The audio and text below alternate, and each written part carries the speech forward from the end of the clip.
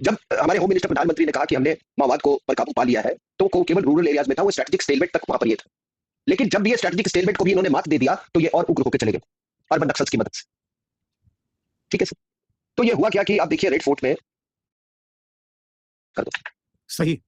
तो जब जब हमारे होम मिनिस्टर प्रधानमंत्री ने कहा कि हमने माओवाद को पर काबू पा लिया है, तो वो केवल रूरल एरियाज में था, वो स्ट्रेटेजिक स्टेलमेंट तक वहां पर ये था। लेकिन जब ये स्ट्रेटेजिक स्टेलमेंट को भी इन्होंने मात दे दिया, तो ये और उग्र होकर चले गए अर्बन नक्सल्स की मदद से। ठीक है सर। तो ये हुआ क्या कि आप देखिए रेड फोर्ट में जब ये हुआ, तो ये तो लाल किले पर हमला था ना सर। ये लाल पूरी दुनिया देख रही थी जब वो खालिस्तानी पोल पे चढ़ा हुआ था लाल किले के। और क्या आपको उस समय असुरक्षा की भावना नहीं आ रही थी? जिस तरह से ट्रैक्टर को मतलब ऑफेंसिव वे में उसको डिस्प्ले किया जा रहा था, उसको वीड किया जा रहा था, आपको नहीं आई उसमें?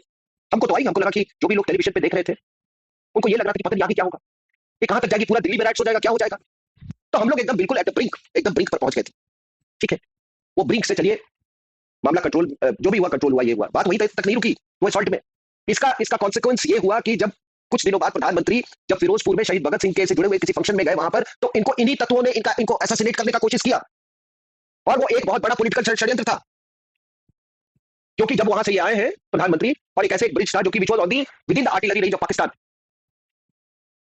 बहुत सोच समझ के इन खालिस्तानियों ने वो एम्बुश का स्पॉट इनको चुना था प्रधानमंत्री का असैसिनेशन के लिए। तो केवल दिल्ली की बात नहीं है जो ये फार्मर्स एजिटेशन हुआ। ठीक है सर। तीसरी बार ये खुद फिर ये आने वाले थे, और इस बार इनकी तैयारी थी कि आपने देखा होगा कि किस तरह से ये ट्रैक्टर्स को मॉडिफाई करके उसमें आर्मर प्लेटिंग डाल के उसको टैंक्स बनाने की कोशिश की। मतलब 20-20 लाख रुपया लगा के मॉडिफिकेशन हुआ था। अरे वो तो हरियाणा के बाद में, वो हरियाणा की सरकार, हरियाणा के जो लोग थे, इनकी अच्छी सेवा की उन्होंने, जो भाषा ये समझते हैं, वो सब फार्मर वार्मर सब चला गया इनका, और तब जाके वहां पर ये हुआ। ठीक है सर। और इसीलिए मैं पिछले बार में जब आपके साथ बैठा था, that why winning Haryana was so important, कि अगर हरियाणा में अगर कोई और सरकार जो इनके लायक सरकार होती, तो ये पूरा इनके लिए दिल्ली तक का क्लियर रास्ता होता। ठीक है ना सर। अब ये शाहीन बाग में क्या हुआ सर? शाहीन बाग, केवल ये शाहीन बाग एक प्रोटेस्ट नहीं था वहां पर। उसके बाद क्या हुआ? दिल्ली राइट्स हुए भयंकर। उसका सबसे बड़ा अगर सिंबल है तो वो अंकित शर्मा है, जो आईबी का ये था। कितने पुलिसकर्मी उसमें घायल हुए, कितने लोग हुए। उसके बाद आप देखो, ये जब रेल भवन में जब ये केजरीवाल बैठा हुआ था, याद है आपको?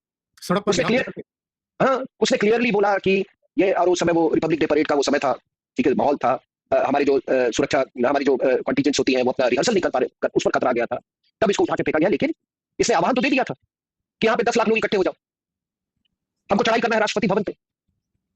तो उस समय क्या आपको असुरक्षा की भावना नहीं महसूस हुई थी दिल्ली में? तो ये केवल महज मिलॉर्ड्स और माननीय प्रधानमंत्री, माननीय गृहमंत्री जी, it is a war against India, it is a war against India.